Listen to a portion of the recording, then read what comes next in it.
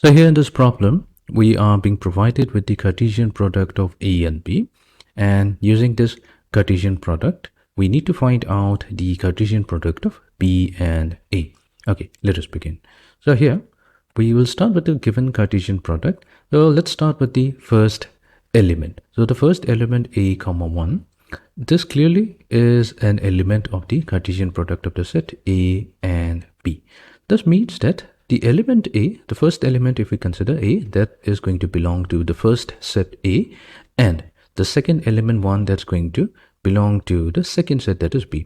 Now that is true for an ordered pair because the order is extremely important here. So that means in each of the ordered pair that is presented here, the first element is going to belong to the set A and the second element in the ordered pair is going to belong to the second set, that is B. That means if we want to find out the Cartesian product of B and A, all we have to do is flip the position of the element. So that means for A comma 1, we're going to consider 1 comma A.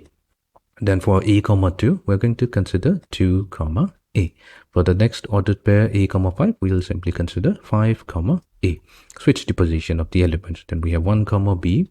Next we have 2 comma B. And then we have 5 comma B. So that's going to be the Cartesian product of the set B and A, provided we have the Cartesian product of A and